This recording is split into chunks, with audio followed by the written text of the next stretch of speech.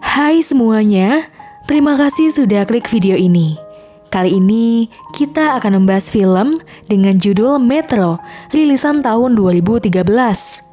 Film asal Rusia ini menceritakan kecelakaan kereta bawah tanah yang disebabkan karena runtuhnya terowongan kereta itu yang berada tepat di bawah sungai. Bagaimanakah nasib para penumpang? Apakah mereka dapat keluar hidup-hidup ataukah tenggelam di dalam terowongan tersebut?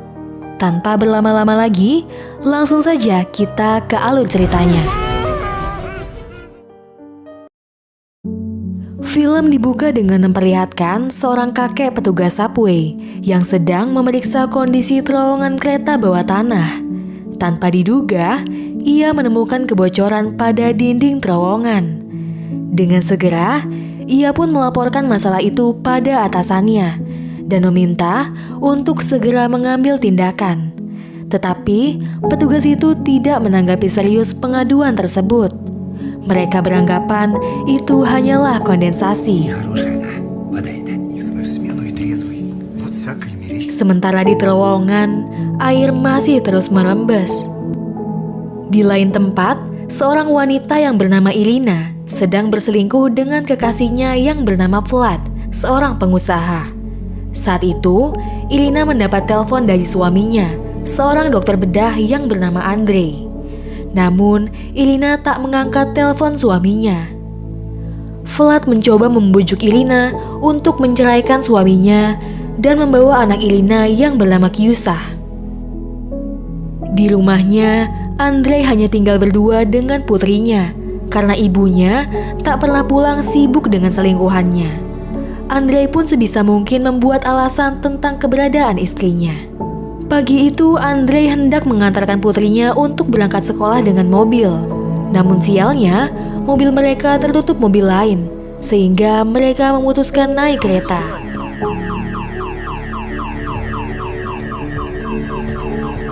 Di lain tempat, Vlad mengantarkan Irina pulang dan sekaligus ingin bertemu dengan suaminya. Namun terlambat karena Andrei sudah pergi mengantar Kyusa. Vlad pun pergi ke kantor untuk bekerja. Namun sialnya jalanan macet parah. Karena sedang diburu waktu, ia pun meninggalkan mobilnya dan menuju stasiun untuk naik kereta. Masih ingat dengan kakek petugas subway? Sekarang kakek lagi minum alkohol dengan teman wanitanya yang bernama Galina di tempat umum. Karena minum di tempat umum, mereka pun ditahan polisi. Tapi Galina melarikan diri dari polisi dan masuk ke kereta bawah tanah. Dan tokoh utama lainnya yang masuk ke kereta adalah seorang pemuda yang terlihat menyukai wanita yang baru saja dikenalnya. Laki-laki itu bernama Dennis. Mereka semua masuk kereta, namun dengan gerbong yang berbeda. Tak ada yang sadar bahwa air sudah mulai memecah dinding, dan kereta pun berangkat. Masinis mengemudikan kereta sambil makan apel, sementara para penumpang saling berinteraksi menunggu kereta sampai ke tujuan. Laki-laki tadi mencoba mendekati gadis yang tadi ia lihat dan menarik perhatiannya. Namun, wanita itu tidak terlihat tertarik padanya. Tetapi dengan caranya sendiri, ia berhasil membuat wanita itu tersenyum.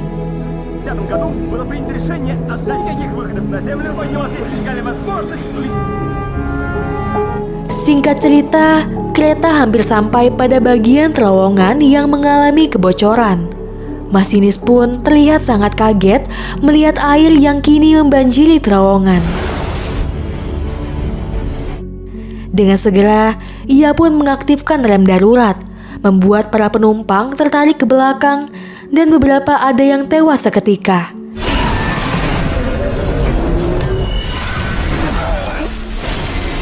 Air mendorong kereta itu sehingga para penumpang bertumpukan satu sama lain.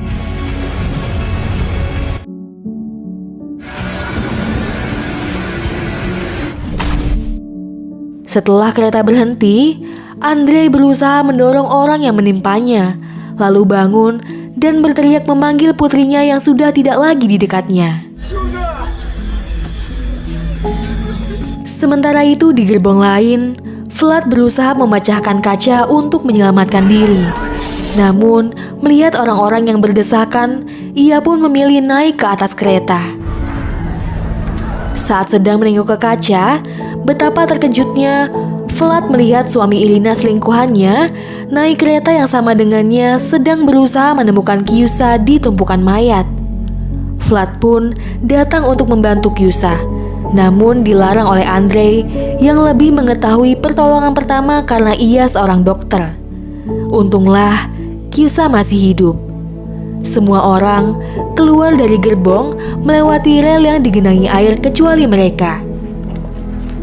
Vlad tahu itu sangat beresiko, mengingat mungkin rel masih ada aliran listriknya. Andrei juga menolong seorang laki-laki bernama Michael yang mengalami patah tulang. Sedangkan Dennis berusaha bangkit dan menemukan gadis pujaan hatinya yang tertimpa barang dan ingin mengajaknya pergi. Namun ternyata wanita itu mengidap asma, sehingga membutuhkan alat bantu pernapasan yang berada di tasnya yang hilang. Karena rasa sayangnya, Dennis pun mencari tas itu dan menemukannya sehingga Alice bisa bernafas normal. Sementara petugas kereta api di pusat kendali menyadari bahwa kereta dengan kode 42 itu berhenti di tengah terowongan dan tidak memberikan balasan. Sampai seorang petugas menyadari bahwa tekanan pompa sangat tinggi, yang berarti banyak air di terowongan. Akhirnya, kereta kedua dengan kode 17 pun akan segera diberangkatkan untuk memastikan apa yang terjadi dengan kereta 42 dan memerintahkan untuk menyalakan tegangan listrik. Tanpa mereka ketahui, puluhan orang yang selamat sedang berlari di rel yang digenangi air. Dan benar saja, mereka semua tewas seketika tersengat listrik dan hanya beberapa saja yang masih hidup.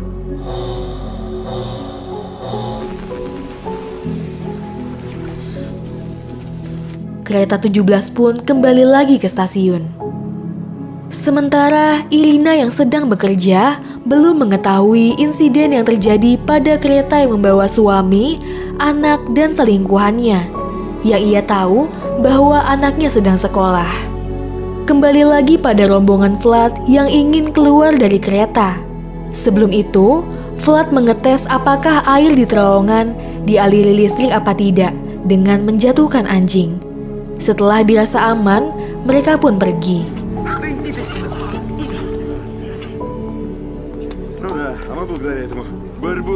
Dennis yang sedang berjalan di pinggir kereta tiba-tiba terhimpit kereta. Alice pun berusaha menariknya, namun hal itu terasa sia-sia. Sampai akhirnya Dennis meminta Alice meninggalkannya karena ia akan segera mati terhimpit kereta. Namun Alice tak akan meninggalkannya begitu saja. Dennis yang sudah menyelamatkan hidupnya. Hingga akhirnya Alice pun berhasil menariknya. Sementara di stasiun terjadi kericuhan karena orang-orang yang memaksa ingin naik kereta. Petugas meminta mereka untuk meninggalkan stasiun. Namun hal yang tak diduga terjadi. Korban kecelakaan yang selamat berhasil sampai stasiun dengan berjalan kaki. Sampai di luar, mereka segera dibawa untuk mendapatkan pertolongan dan stasiun itu secara resmi ditutup sampai pemberitahuan lebih lanjut. Mengetahui hal ini, para petinggi menggelar rapat untuk menemukan jalan keluar dari masalah ini dan diputuskanlah untuk mencari dan menyelamatkan para korban.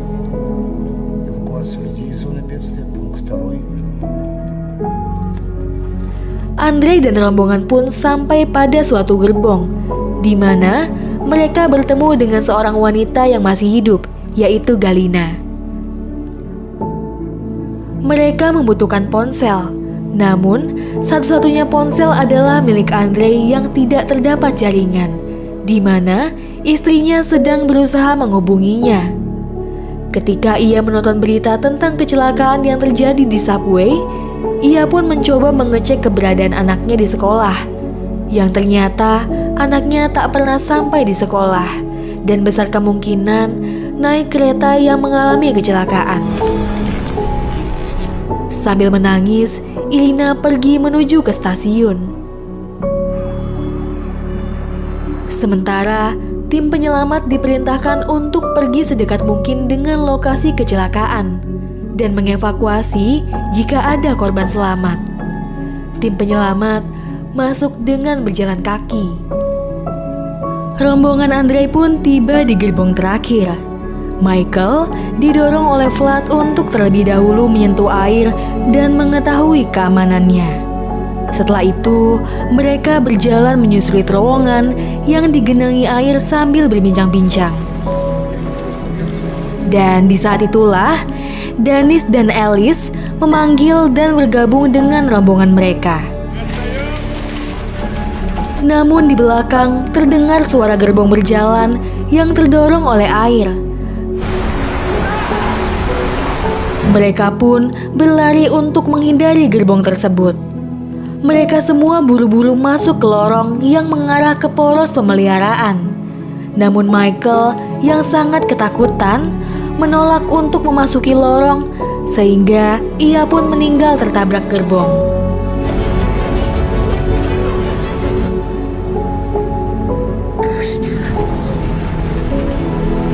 Sementara Irina memutuskan keluar kendaraan menuju stasiun karena jalanan yang sangat macet. Sesampainya di lokasi kejadian, ia pun meminta keterangan pada seorang petugas. Namun petugas itu tak mengetahuinya. Para korban selamat di lorong menuju ke sebuah bunker kecil yang dibangun selama pembangunan bawah tanah. Betapa senangnya karena mereka pikir sudah menemukan jalan keluar. Mereka berteriak mencari bantuan. Namun sayangnya, bunker itu berada di bawah saluran pembuangan di mana tak ada satupun orang yang akan menyadarinya. Untungnya ponsel Andrei masih berfungsi. Mereka pun harus mengangkat Danis ke tempat yang lebih tinggi agar mendapat sinyal. Namun, usaha itu sia-sia selama masih ada jeruji besi yang menghalangi. Setelah menemukan alat, Vlad pun berusaha mendorong jeruji besi itu. Namun, mereka harus berkejaran waktu karena rembesan air yang baru saja menjebol terowongan. Jika mereka tak bisa keluar dari sana, air akan memenuhi bunker itu.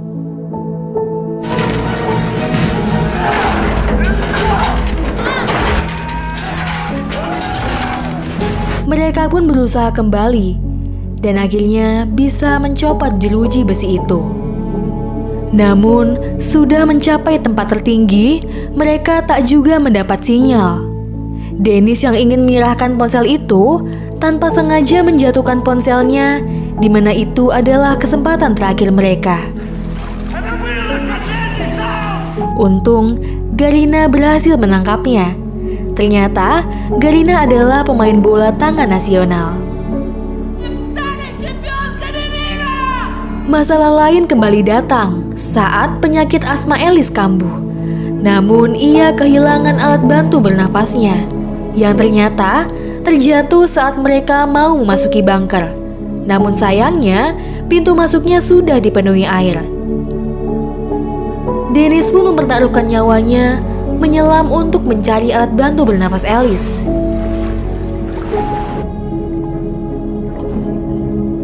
Hingga akhirnya ia pun mendapatkannya. Namun, ia tak sengaja melihat mayat orang lain yang membuatnya kaget, sehingga ia menjatuhkan senternya. Sementara Alice sudah mulai sesak nafas lagi. Dari atas, Andre menyalakan api agar Dennis bisa melihat jalan kembali. Namun, sayangnya Dennis tak juga kembali, dan semuanya mengira ia sudah mati. Tiba-tiba, Dennis muncul ke permukaan dan memberikan alat bantu bernafas pada Alice. Tak lama, air kembali naik. Usaha yang dapat mereka lakukan adalah berteriak meminta bantuan.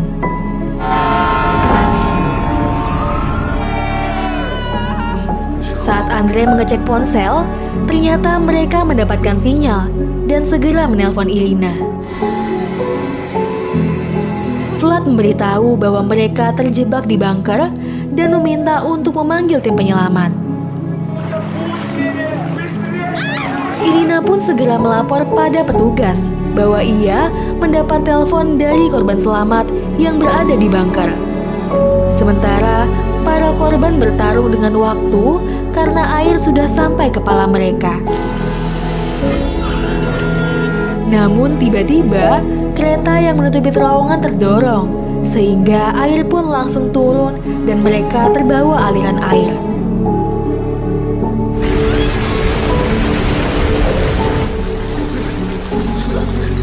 Tak lama mereka berkumpul kembali, namun sayangnya mereka kehilangan Galina. Sementara Irina bertemu dengan komandan batalion yang tak mempercayainya, karena tim penyelamat yang ditugaskan tak menemukan apapun di sana. Namun, seorang petugas yang mengetahui lokasi bunker berusaha meyakinkan dan diizinkan untuk menunjukkan lokasinya. Akhirnya, saluran air itu pun dibongkar. Namun, penyelamat tak menemukan apapun di sana karena para korban telah pergi.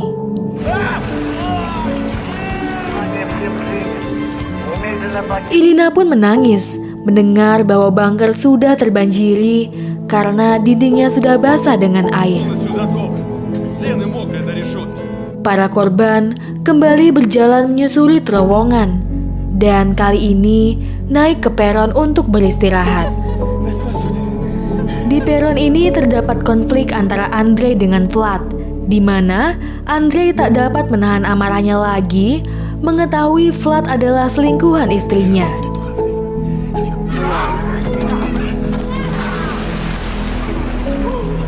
Andre dan Vlad pun bertarung dan Vlad hampir tenggelam di air.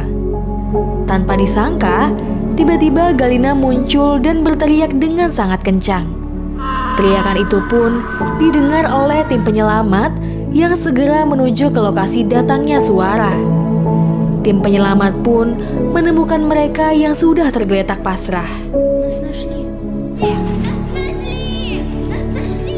Namun, tiba-tiba lengkungan terowongan runtuh dan menimbulkan dorongan air. Petugas penyelamat pun menghubungi tim mereka untuk menutup pintu air.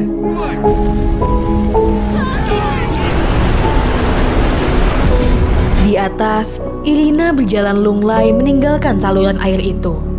Namun, tanpa diduga, tangan petugas sedang berusaha membuka saluran air itu yang beruntungnya didengar oleh petugas di atas. Akhirnya, satu persatu korban pun diangkat keluar dari lubang tersebut. Kyusa pun berteriak memanggil ibunya dan mereka pun saling berpelukan.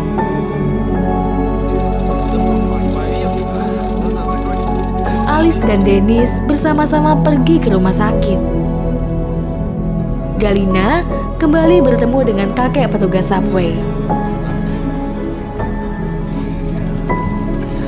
Sementara Andre tak mau melihat istrinya dan pergi dengan Kyusa. Namun Irina tetap mengikutinya.